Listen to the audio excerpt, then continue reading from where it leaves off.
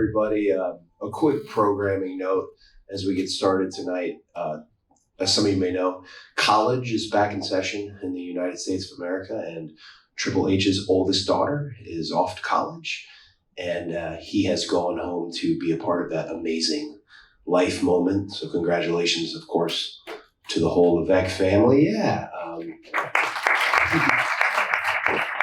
With that in mind, you guys are stuck with me to go over some of the business points of this wonderful evening and Bash in Berlin and the overall tour that WWE has been on.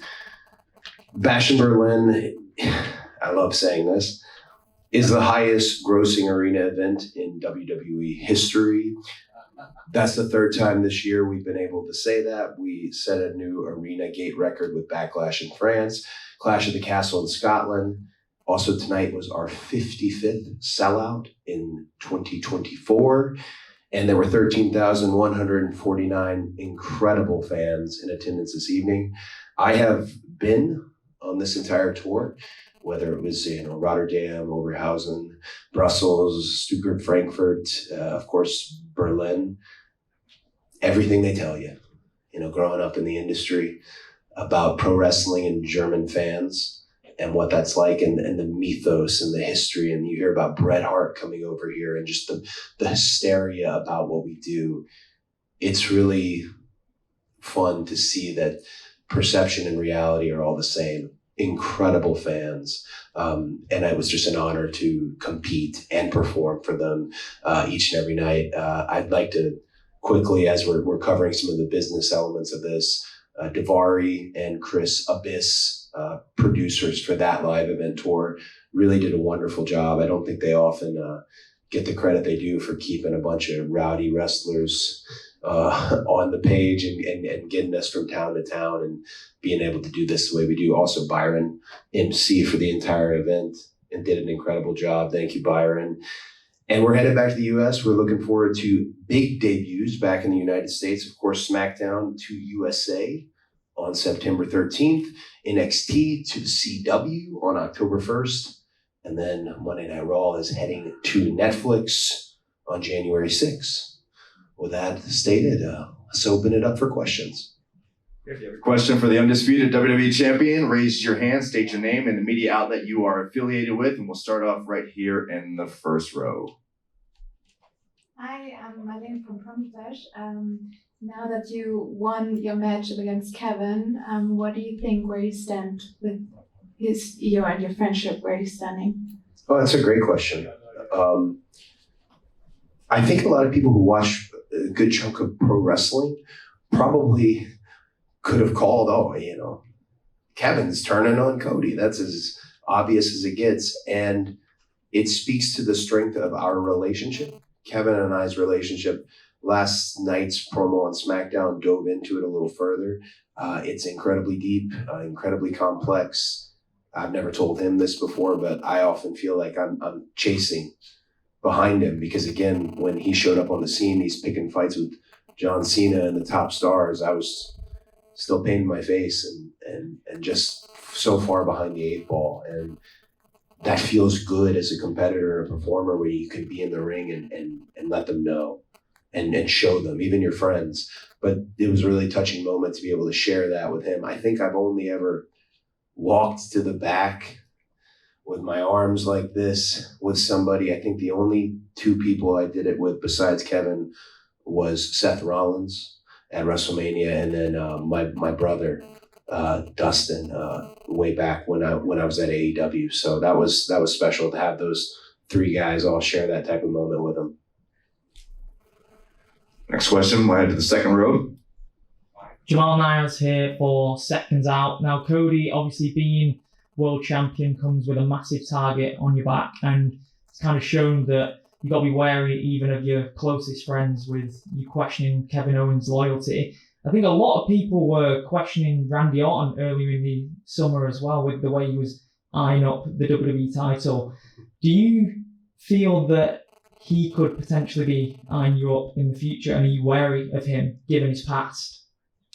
That's a great question. I also would like to not deflect by any means. I'll dive into it, but I do want to congratulate Randy and Gunther, because when you go over these new arena gate records, as exciting as they are, those were the guys who were on top. Those are the ones that all of the local talent, all of us in the locker room, top to bottom on the card, should be going to and thanking for the house. So Gunther, Randy Orton, thank you for the house. In terms of him eyeing the title, I have seen a lot of rumblings in terms of, your ear to the ground. You feel like people might want to see that match. It's a very, very different match than when I first showed up on Monday Night Raw, and the person I wrestled was actually Randy Orton. Gosh, I don't want to give you a bad answer, but that match, a lot would have to happen for that match to take place. Again, that's a very real relationship and friendship, and the mentor and the student, but it's certainly not something I would back down from. Because like I just said, sometimes the people you want to know how you've grown the most is the ones closest to you, and nobody's closer to me than Randy Orton. So if it happens, that's a lot of drama. As the Bloodline fans like to say, the cinema. It's a lot of cinema. But right now, no plans for it. Thank you. Right inside, second row. Denise Salcedo, Instinct Culture. Cody, you've now been champion for several months. Before you defeated Roman Reigns, obviously you must have imagined being champion. Has it been what you envisioned so far? I dreamed of this was a big thing I wanted, to win the WWE title and be the first Rhodes with the biggest prize in our game. But I can't say it's not been what I've envisioned as much as I could have never guessed, even with a lifetime of building up to it. I could have never guessed the amount of responsibility that is handed to you in terms of how you go about doing the live events, how you go about doing your press, your meet, and just every piece of it. I thought I had a lifetime to prepare for it. And I remember Roman Reigns actually said something to me in an interview, face to face. He was talking about the idea of if I was to get to the edge of the mountain and actually do this, that I'd be really tired. And I don't like the T word at all. I don't believe in it in our industry. I think the grind is a good thing. But I can say there was definitely some truth to what he was saying, because it's a different type of responsibility. I'm still having the most fun I've ever had in my life. I really am. But with every step you make, it affects the WWE. And that's just a lot of responsibility. So if anything, I hope made me better as, of course, a pro wrestler, sports entertainer, but I hope it's made me better as someone here in this company, WWE, and just my business savvy, as Mr. Heyman always calls it, in terms of navigating a future in pro wrestling once I officially hang up the boots, if that makes any sense. It's a long-winded answer. I apologize. It's been amazing, no doubt. And one of the things, not to get too inside baseball, but we talked about 55 sellouts. I believe it's actually in several outlets, and people who have reported the record grosses. If I was to tell you the record grosses for this company, you'd think it was a Cody lie. It's unreal. This is just a really beautiful renaissance period for the business. Happy for everyone involved with it, all of us. Last row. Hi, Cody. James D'Lo from Gorilla Position. Long time. A long time. Yeah, you've been avoiding me, huh? Well, Yeah. you're a dodgy character. Well, Congratulations on tonight. You Thank you. thanked Randy and Gunther for the house. You opened the show tonight with KO. You opened the show with AJ at Clash at the Castle in Glasgow. Roman Reigns is also back. Yeah. Are there any honest insecurities within you that is worried about losing your position as the poster boy for WWE after such a big build-up of you winning the gold?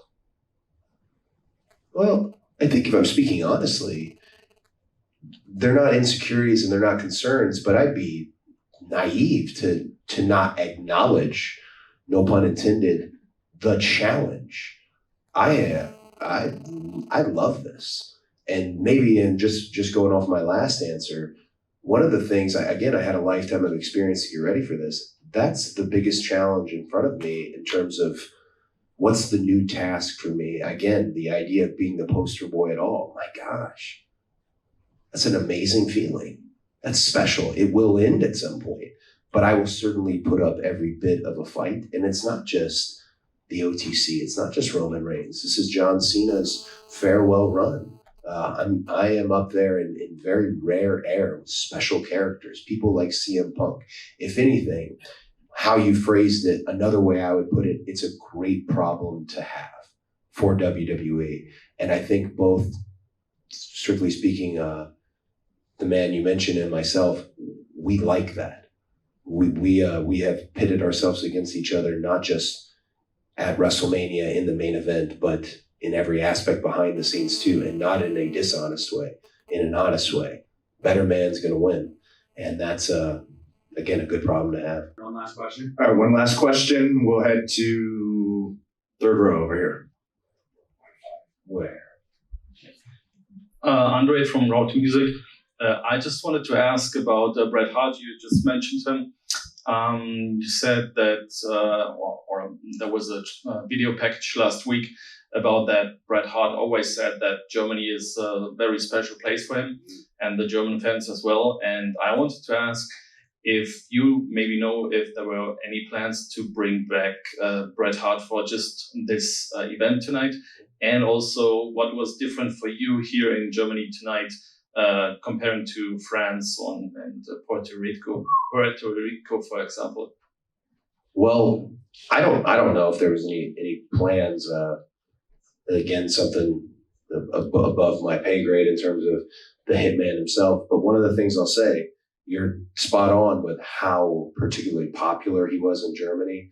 That was a myth that turned out to be real. I actually love the fact that we didn't have any of that tonight. It was Gunther from Austria, Ludwig actually here in Germany, Randy Orton. It was the current roster. We did not rely on anything from the past necessarily. And I don't mean that with any disrespect to the past. I just mean I'm proud of this roster for doing it. Was there a second part to your question? About if you have any comparisons to the France audience. What's the difference? Listen, because tonight I got the sense that the audience was really putting in their best effort to, hey, we're going to show France, we're going to show Scotland, we'll show Italy, all these places. I've been in the ring in all these. I'll tell you the truth. The winner is Europe. The winner is Europe. These crowds are incredibly unique. They all have a different flavor, and it makes us better as far as competitors and performers. The fact that we get to test ourselves in all these different places. So there hasn't been one flat out. I wouldn't lie to you. There hasn't been one that's like, ugh, that place. We haven't had that. Every place has been really, really incredible with these international PLEs. And shout out to TKO and Nick Khan for making world wrestling entertainment, really worldwide. It was really touching to see, for example, Sebastian out there in the ring tonight. I know he's been on board with WWE in Germany for so long, and for him to have a good moment in his home country and Spa, it's just a beautiful thing. All right, Cody, thank you for spending some time with us. Congratulations on the retention of your Undisputed